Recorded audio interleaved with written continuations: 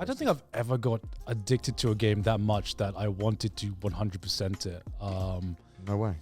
Because I think the closest I've come, actually, surprisingly, is Tales of Arise, like, which was last year. Oh, shit! It's the first time where I actually did the fishing minigame.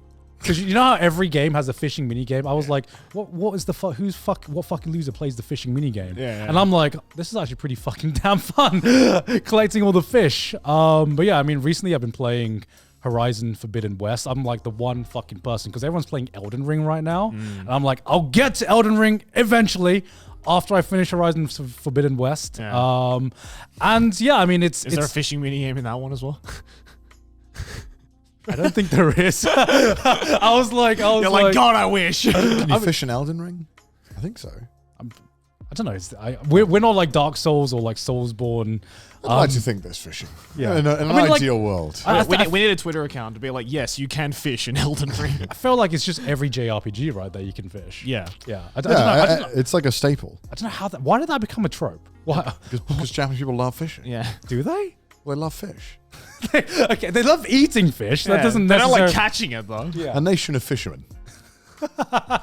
By the same logic, you know, us Brits should love fishing because we're a fucking island nation as well, right? We're shit. We don't eat fish. We're fucking idiots. You got fish and chips. That's We, it. we eat cod. We eat I one think. fish and like salmon if you're rich.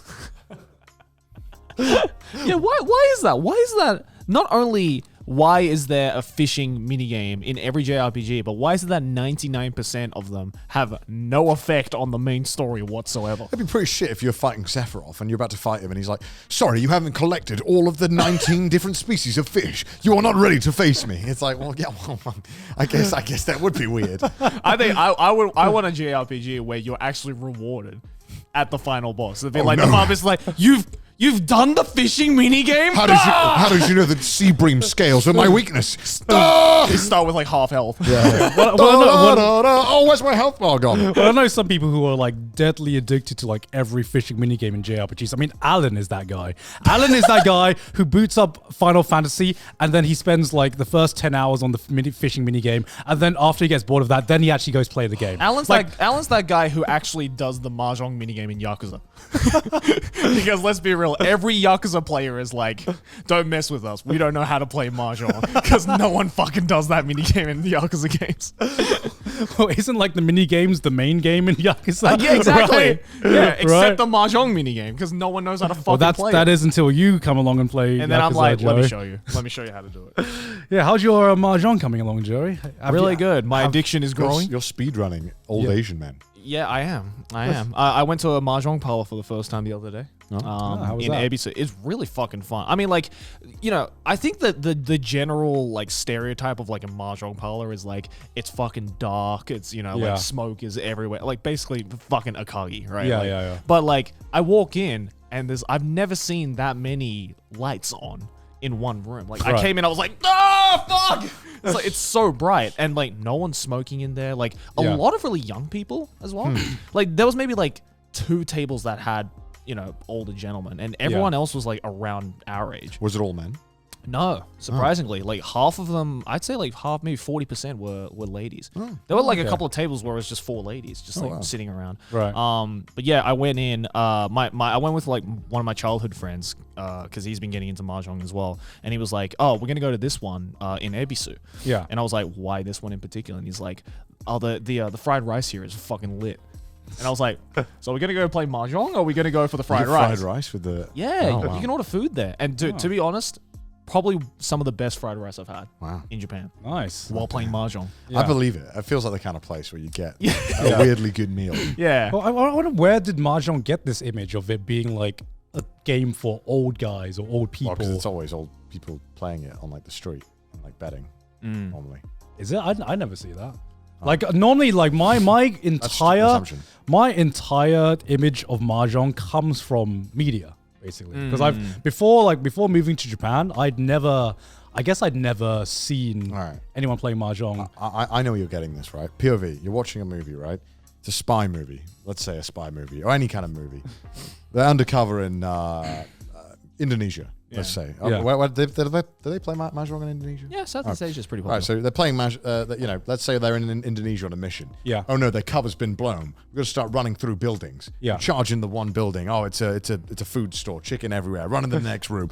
Oh god, it's a bunch of old people playing Mahjong. You've seen this scene like 500 times. every time. Like because it's always just old people in a smoky room playing Mahjong. Every when Jackie they, Chan when they like movie. bust through the thing and they keep running through. It's always that. Always. And then they always do some kind of corny one-liner, right, as they're running out of the room. Well, it's either that or it's like an old like kung indistinct fu. Asian shouting. Yeah, Yeah. It's always like an old kung fu movie. Yeah. And you get into like bad guy's lair. Yeah. What's he doing? He's sitting down playing mahjong Yeah. with his guys asserting dominance, right? That's like the image I have of mahjong. Yeah. Like in that dark, smoky room and everything like that. Well, it's like I feel like it's like the poker of Japan or like poker of Asia, really. It's Yeah, like, definitely. It's like Yeah. the kind of game where gambling's not legal, but Yeah. me and the boys can have a little wager or two. You know, Yeah, Just under the table, you know? Yeah. you know. Because So, have you guys ever played bridge before? No, I'm not 90. Yeah, no, exactly. I've heard of that game. What is that? That's a game which I don't know. Is it like a card game? If or- it's It- QI, it is- would have gone off now. It is a card game. I don't know what the image is. I don't know if it's like famous outside of the UK or anything like that. Oh yeah, it's famous in the US, and again for being the thing that people play in retirement Old people homes. play it, right? Yeah, yeah. And like I remember, I think it was in like high school or something. One of our teachers for this you have a free period sometimes, and it's the end of term, and you can do whatever you like. Right. So this teacher decided to teach us bridge, just teach us the rules, and I got like addicted at a point where I'd like joined the bridge club. Yes, I was that kid who actually joined the bridge club because like it had this image of like mahjong being what old retired people play in retirement homes, but like it is fun as fuck, right? Yeah. Like it's kind of similar to mahjong in a sense where you get given a bunch of it is kind of like poker where it is luck based, but it's also skill based. But what I found most interesting to bridge is that it's a team game, right? So the basic concept is before each game, you have a partner who sits like opposite you, right?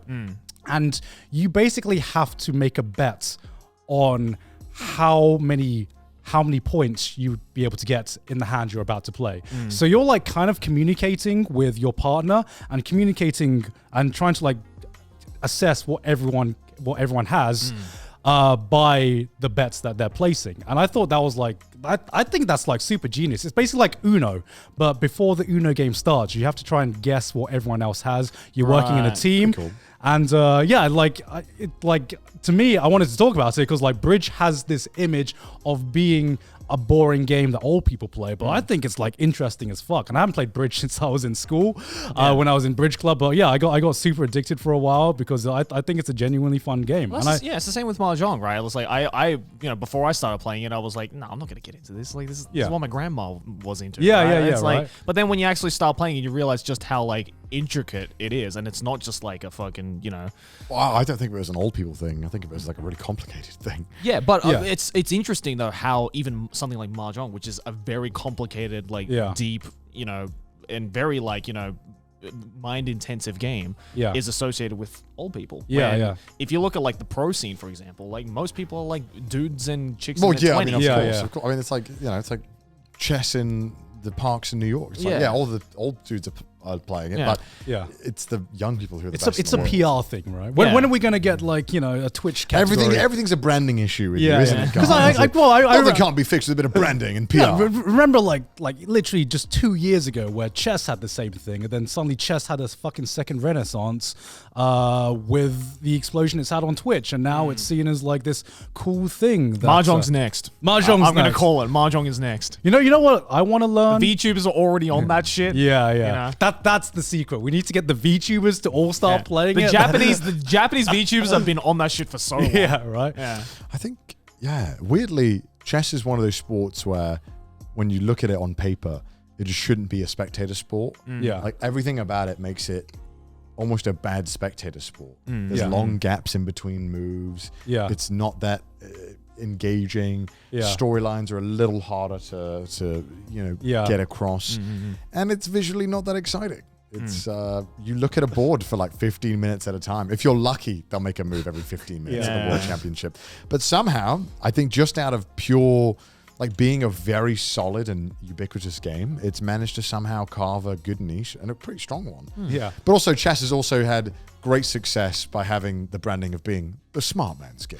Well, the smartest of smarts play chess. Well, gentlemen, I think the problem with chess as a spectator sport is that with a lot of sports, right, you look at the higher level players. You look at traditional sports like football, basketball, maybe even like league or whatever, and you can even as a normal person, you can appreciate the skill being shown. You see someone doing a speed run of Mario 64 or something, you're like, damn, those are some... No words needed. Yeah, no words needed. That fucking speaks for itself. But like me watching a high level chess game like the Chess World Championships is like, I've never understood the feeling of that side character in Dragon Ball Z where like the characters explains the moves. No, where like the main characters are following the fight perfectly and you just see nothing. Like this is me watching high level chess, Well, that's why I think chess has gotten really good in recent years at having the kind of what a lot of esports are doing and what traditional sports are doing for a long time, where one of them is the one that's saying what's going on, and one of them's helping add color and break it down and really like explain it. And chess has been really good at that recently. Because I mean, I like watching the World Championships, but even then, there are periods where nothing happens for 20 minutes, and it's like, I got shit to do, man. Like, come on, like. Yeah, sometimes I get like I get recommended like a clip of Magnus Carlsen streaming or something like that, and it's just like an out of context clip of like this fucking 500 IQ move, and then the move happens, and I don't even know it's happened. Yeah, because it was like 5 moves ago that he reacted to it, and like I remember, I think one of the funniest videos I've seen is just like I can't remember the exact video, but it's a parody video of someone commentating on a Magnus Carlsen stream, and it's just like a normal person commenting on his stream, and it's just like, and Magnus Carlsen leaves his knight hanging. Is he going to take it? Is the opponent going to take it? No, he doesn't take it. He doesn't take the free knight. Oh, now he's left his queen hanging. Is he going to take the queen? Magnus, the queen is right there. No, he doesn't take the queen. and he looks like he's in an awful position right now, and he resigns. Magnus Carlsen resigns. I don't know what's going on, and it's just it's exactly how I feel watching a high level chess game, when I'm just like, there is a hanging queen right there. Why is Magnus Carlsen not taking the hanging? Oh, and he just resigned for no reason. And he scrolls to the comment section, and it's never the top comment that's explaining what's happening. It's always like buried a few comments down. Just be like, can someone just explain to me what I just witnessed, please? But yeah, I mean, like, that's why one game I really want to get into.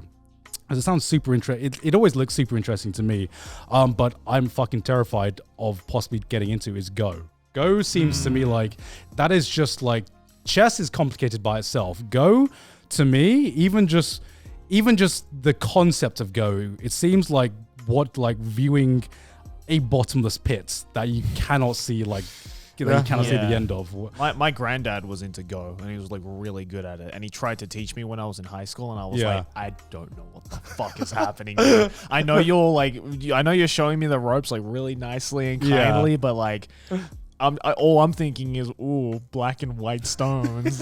All I know is that Google documentary about the AI they built to beat the best player. And then I read Hikaru no Go, and I was like, I understand what's happening. No, I like, because I also read Hikaru no Go as well. I read all of it. Yeah. And I remember there was a point where they tried to explain what was going on to the viewer, and I think halfway through the manga they just stopped. They just stopped showing the matches, right? And they just like, I'm not even gonna try and explain it. This guy wins, and you see, like, it's a manga that just, it bases its hype off of like character reactions, as opposed to what's going on in the match. And it's not very good, is it? I think it's because they just assume you're like, you're 15 you got it. Like, you're 15 volumes in, you should know how this works by now. Like, we're not gonna explain it to you.